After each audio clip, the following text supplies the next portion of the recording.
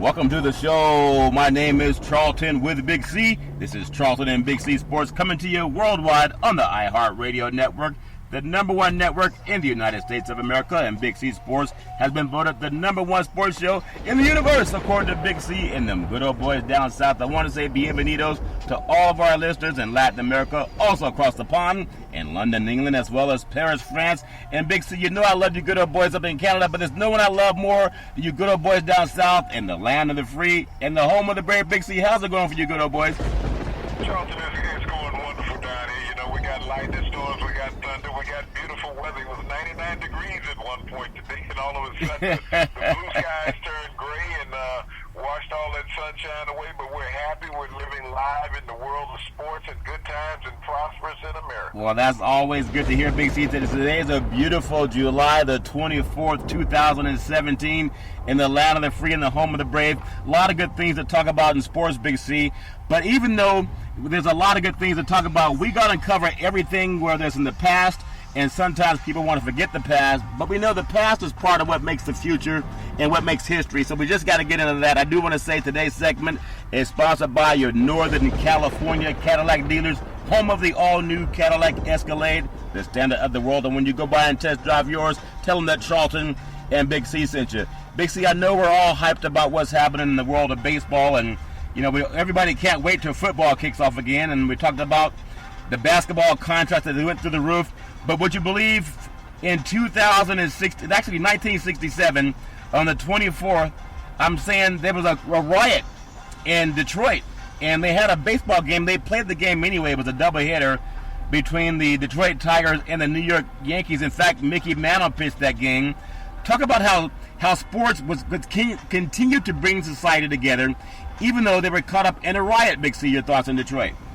Well, Charlton, you know, the heart of the Motor City has always been the auto and athletic industry going on there with the Detroit Lions, the Detroit Tigers, the Detroit Pistons, Detroit Red Wings. Yeah. And so in trying to have a game and calm the inner city strike that was going on during that time was not a bad move in Major League Sports. When you think about sports as a whole and politics, Charlton, you look at every major travesty that has gone on in the U.S.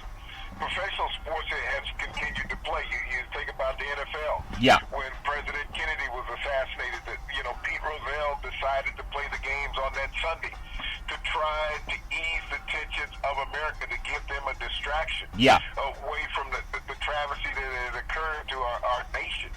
And Charlton, even when we've had, space problems, with the shuttle. The Challenger, the Challenger.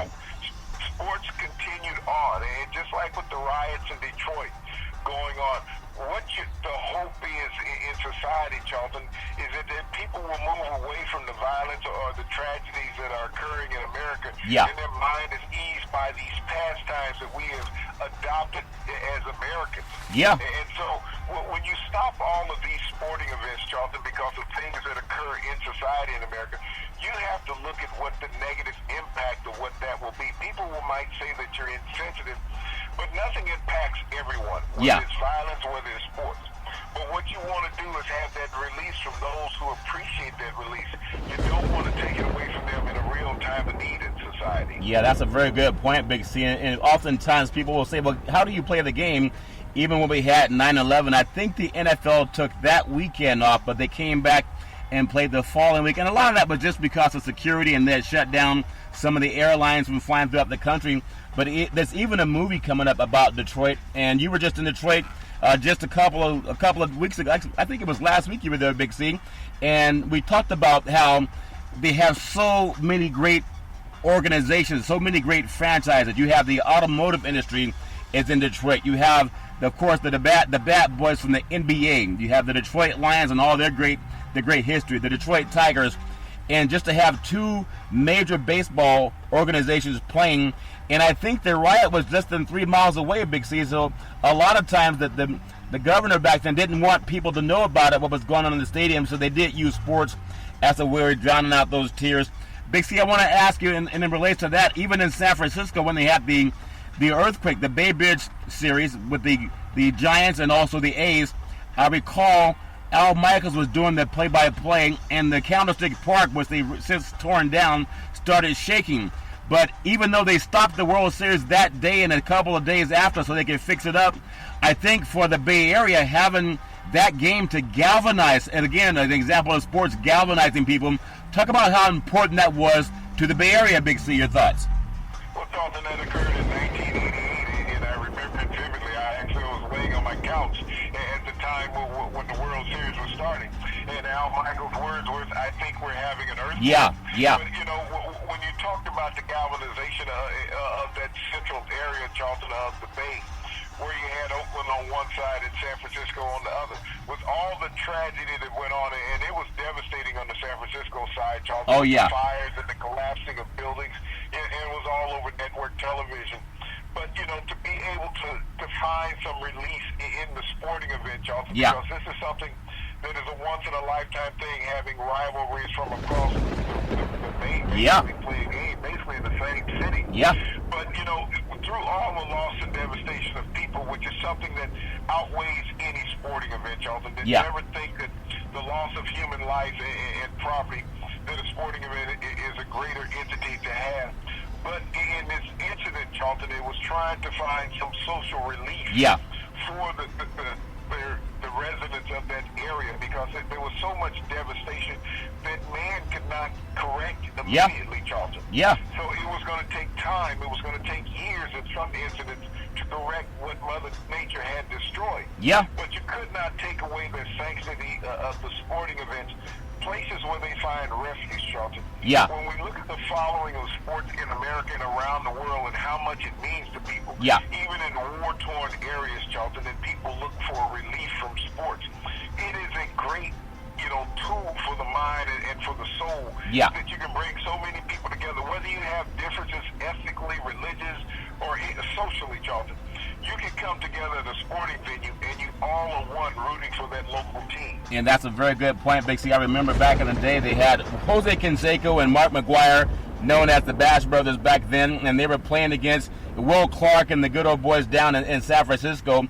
But there was something about how the community, I remember even Jose Canseco saying a story and how he almost ran out of gas because they were trying to get to where they had to go. And of course, when something like that happens, a lot of the city streets are cut off. But when he told that story about interacting with some of the civilians who, of course, not athletes, but they knew who you are, and how a lot of people were they were all the same. It was not about you're a great athlete and I'm someone who works 9 to 5. It was about people coming together with their civic duties.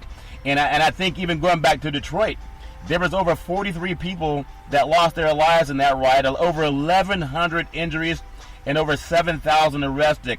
So obviously, people hate when that happens, but there's oftentimes some good that comes out of that calamity. And I think, again, sports was used as a microcosm for what's good in this country, and it brought people together, even though our society had a lot of ills to deal with at that time, Big C. So, again, just want to make sure that people remember that back in July of 1967, over 50 years ago. Big C, also in the world of sports, in the Olympics for 2018, you know how we talk about pro athletes and collegiate athletes playing together? Well, the NHL players, they decided to sit out for the 2018 Olympics to let college players have their day in glory. Big C, your thoughts on that? Well, Charleston, I think that's quite admirable. You and I have discussed on several occasions about the participation of the pro athletes in Olympics, and yet they keep their pro status competing against amateurs.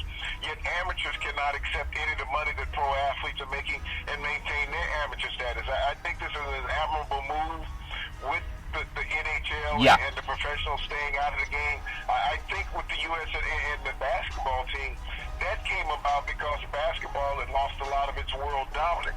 So they felt, because so many players had turned pro at an early age, that they felt compelled to bring the pros into the Olympics. Because so many countries had players that were lifetime competitors on an amateur level, even though they were professional. I think that the Olympics, the true measure, that if anybody is being paid money, they should not be able to participate. I understand that you might be able to backdoor through sponsorship, through a shoe company or whatever, but that's still revenue, because a college athlete cannot have an endorsement from a shoe company. That's a very good point. Endorsement from an eyeglass or a camera company, Charlton, Yeah. or even a clothing line. So anyone who receives financial compensation should be banned from the Olympics. Would the Olympics be better? Yes, they would, Charlton. They're not going to be less, because there's plenty of competition amongst amateur athletes. I mean, I look at Michael Phelps. Yeah. He's a decorated, Olympian of all time who just swam against an animated shark. Oh, wait, hold on. I thought that shark was real, Big C. You tell me it's animated? Is that what you're saying? Well, I lost the bet. I felt that, sharks would come out with just one leg. Yeah. That's why I lost the bet on that, so I'm a little ticked off. Yeah. But, you look at Michael Phelps and you look at the millions of dollars that he was making through endorsement deals, whether it was Subway, whether it was Speedo, Yeah. or, an eyewear company. Charlton, he was at a complete advantage over everybody that he competed with. Yeah. Because he was allowed to be able to afford the best assistance in his training, Yeah. regardless of whatever it was in technology, Charlton. So it gave him that unfair advantage against someone who else came in. He's a great competitor because what he does, he has to do it in the water, just like Barry Bonds when Yeah. he played baseball.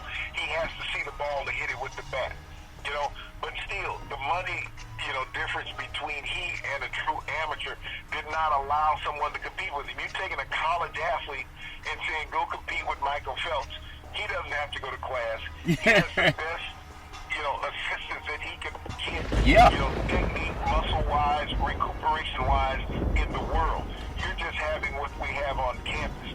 So I think it's quite admirable of Yeah. the NHL and Gary Bettman, its commissioner, to withdraw its players from amateur competition to have the true name of amateur competition back again in the Olympics, Charlton. That makes a lot of sense. I also heard when we talk about amateur competition, the Kembe Mutombo was talking about buying an NBA basketball team. How we talk about ownership, how the league is about 80% African American, but when it comes to ownership, it's about 99% Caucasian.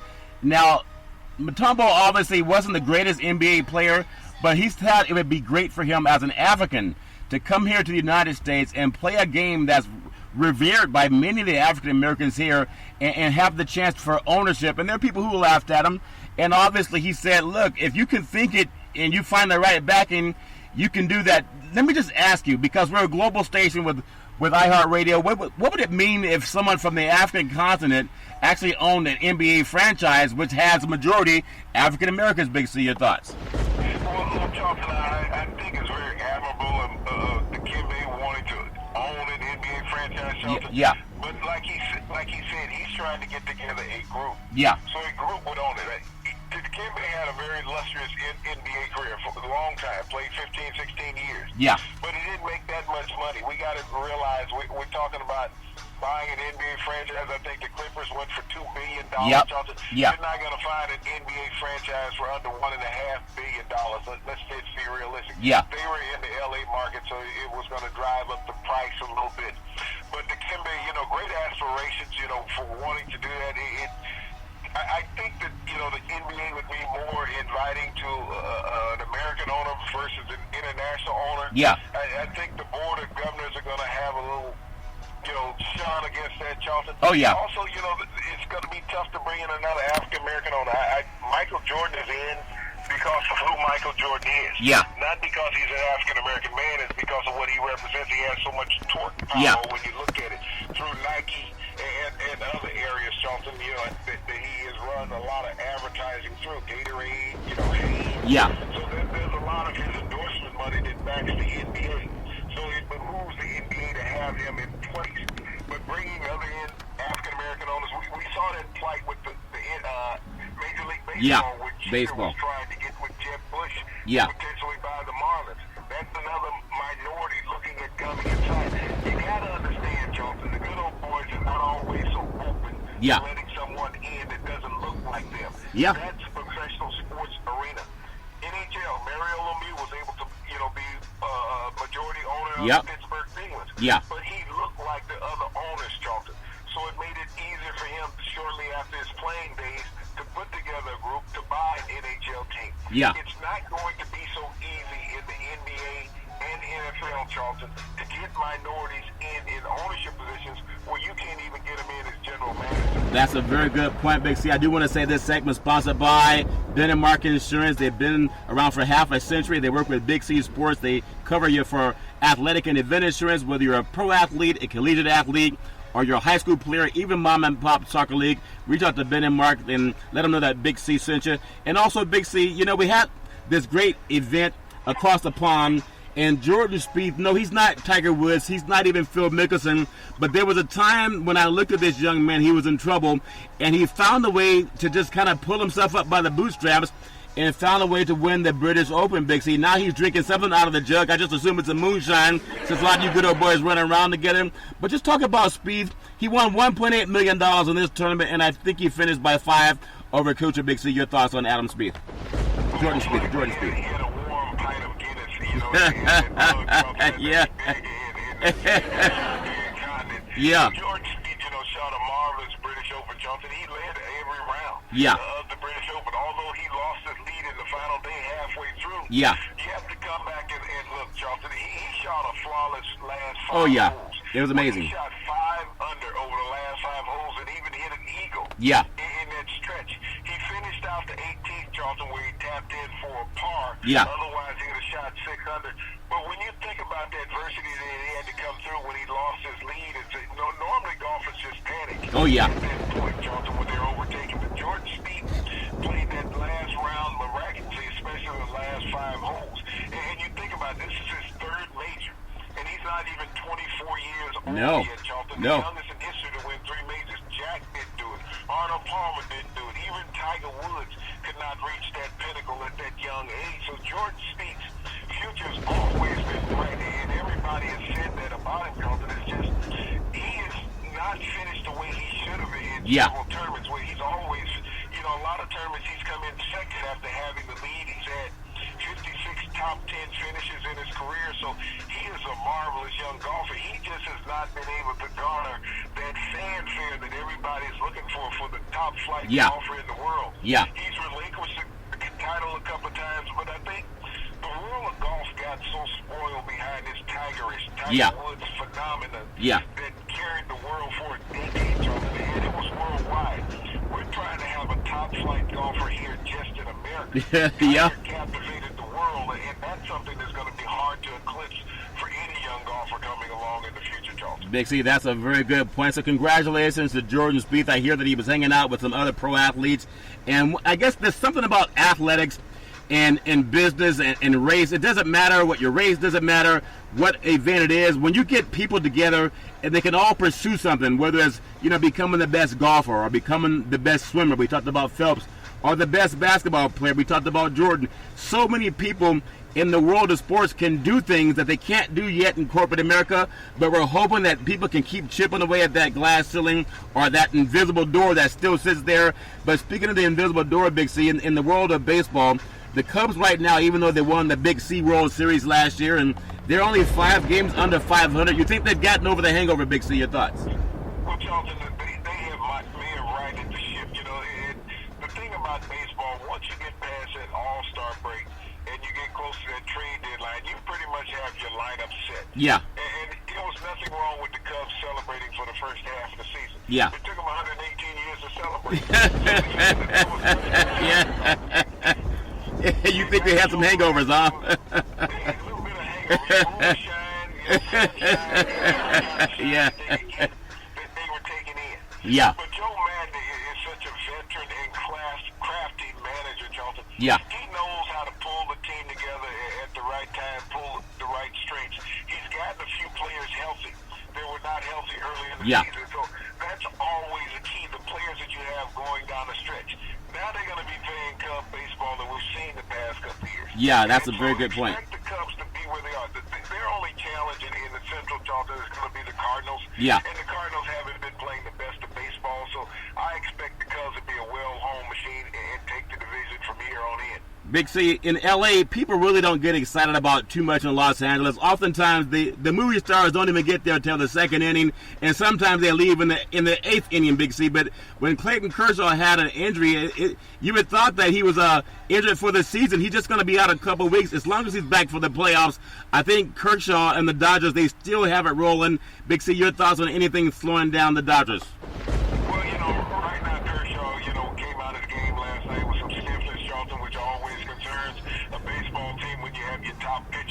with some stiffness in his back and in his arm.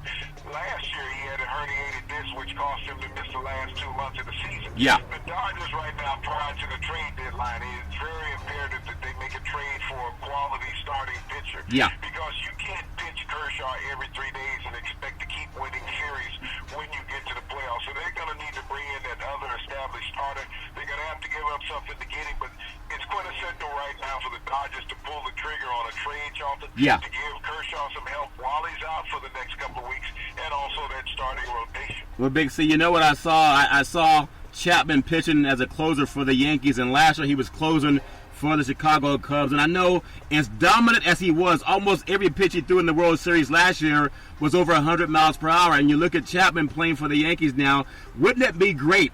Hindsight's always 20/20, but could you imagine if they brought Chapman in, that Dodger bullpen with Kershaw throwing on the mound, and what it would look like to strengthen their chances of a World Series, even though that's probably not possible? Is that even 10% possible, Big C? Your thoughts? Well, Charlton, in this time in baseball, it's all possible. Everything is out on the table.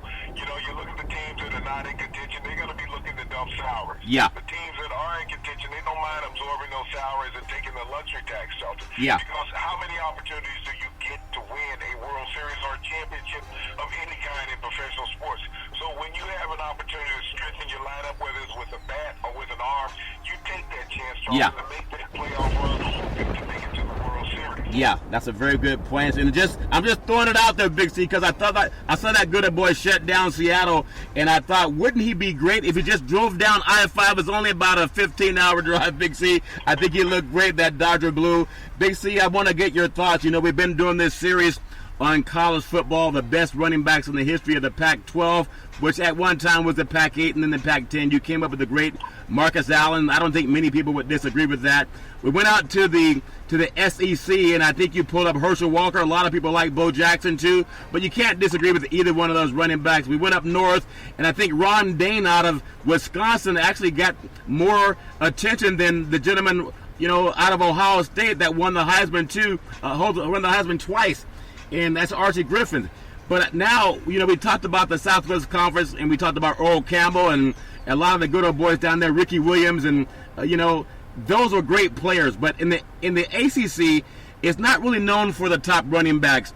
Let me get your thoughts on who are some of the best running backs in the ACC in the history of college football. Big C, your thoughts? Well, Charlton, when you think about the ACC, you know, it's one of those conferences that lacks a Heisman Trophy at the running back position, you know, over time. So, you know, all those other conferences that we've talked about has been illustrious running backs that have come out of those conferences. The ACC has had some dominant running backs. You know, Lamont Jordan, you know, was a dominant running back when he was in the ACC, Charlton. And you look back at these backs that have played over the years, Ford Dunn with Florida State now being in the ACC. Oh, yeah. So, you know, Florida State has put some in. Even Dalvin Cook last year, Charlton, ended his career at Florida State last year. The ACC's all-time, well, not the all-time, but the number 2 all-time leading rusher.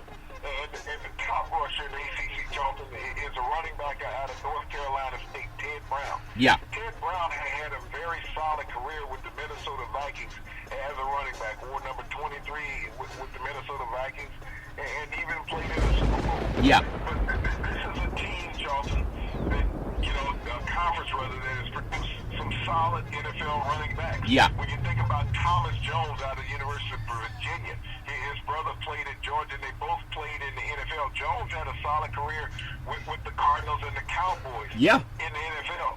But Ted Brown is this conference all-time leading rusher, Charlton, out of North Carolina State, played back there in the mid-'70s.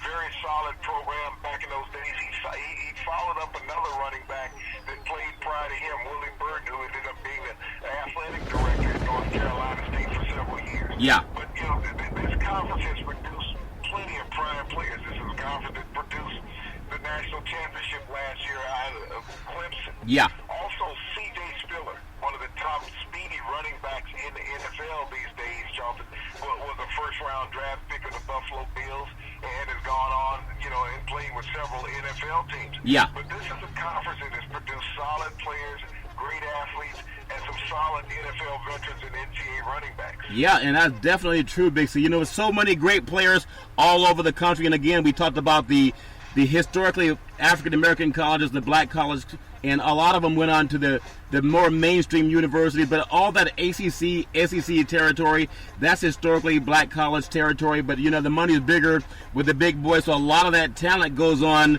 and joins those conferences. I think throughout the rest of the week, we're going to come back and talk about who are some of the best running backs in the history of the SWAC Big C. The all black colleges that have so much talent, but not as much publicity. Big C, and we'll get on that. Big C, there was a great boxing promoter back in the day by the name of Drew Mondini Brown, and he did a lot of work with the great late Muhammad Ali, and he called Rumble, Young Man Rumble. Big C, with everything going on in the sports universe, what are you looking forward to most, Big C?